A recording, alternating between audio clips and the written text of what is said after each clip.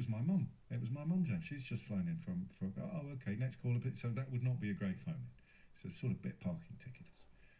Maybe we could have a bigger reach on the why are there still 21,000 people coming into this country? How much of that travel can truly be classed as essential?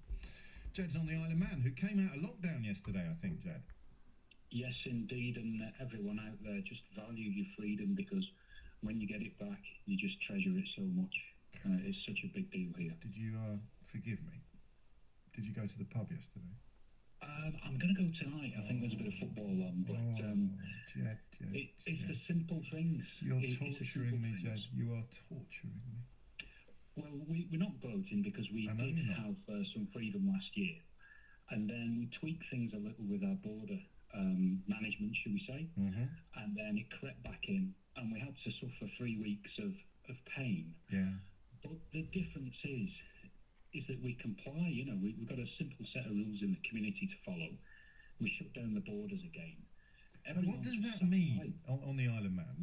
Literally, what does that mean? Take all the time you need. When you say we shut down the borders again, we heard yesterday 2 stories. I think one went out on air and one didn't. There's the jet ski fella, who is, it's a funny story, but it does speak to the seriousness of what that phrase means on the Isle of Man. Very different from what it seems to mean here. And then there were, I think, 3 labourers who got prosecuted for just popping to the supermarket on their way from the port to the building site. 3 welders. I could have misremembered that, but you tell me what the phrase we locked down the country, or we shut the borders meant on the Isle of Man. First of all, put the jet ski in the bin and forget it. Yes. But that's another story. Exactly. We had to have workers coming into the island. We've got critical workers, you know, with the hospital, with construction, and there was a bit of a glitch, and it got dealt with. But we've had a super hard, fast line on the Isle of Man, where even if we've got people in the community and they were naughty and they broke the regulations, perhaps they went to see each other, went round to someone's house, they're in jail. Yeah.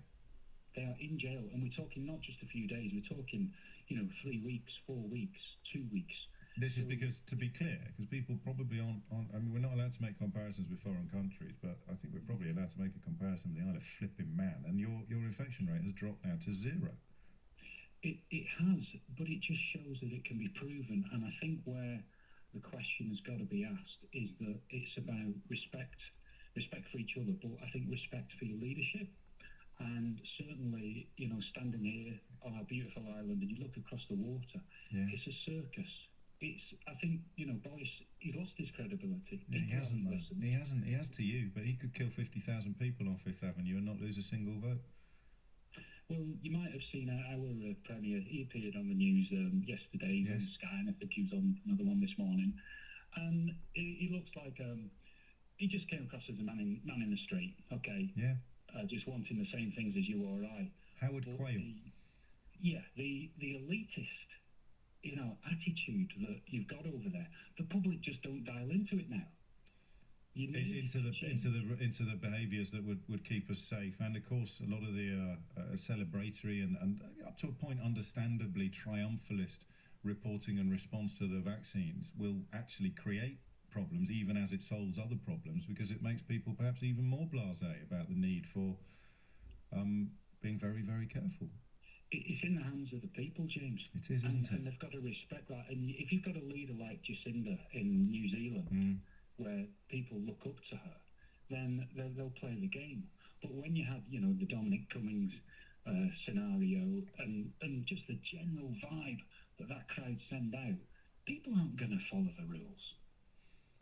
Well, this is a tricky one, actually, because I join you in thinking that many, many more roads lead to Barnard Castle than anyone in the government would like to admit. But we're the same. I watched that story unfold and I don't think I became more irresponsible as a result. Of course, now you're flirting with the difference between conscious and subconscious, aren't you? Did we all subconsciously think, well, if he can do that, maybe it's not as bad as I thought it was yesterday? Because, if it was that bad, there's no way someone who sits on the Prime Minister's lap every morning would be driving all the way to Durham against the rules with his kid in the car and his infected wife in the passenger seat. And then when they got there, they wouldn't go to a beauty. So I do get that. But who are we talking about when we say that was a problem? Because we're not talking about you or me, are we?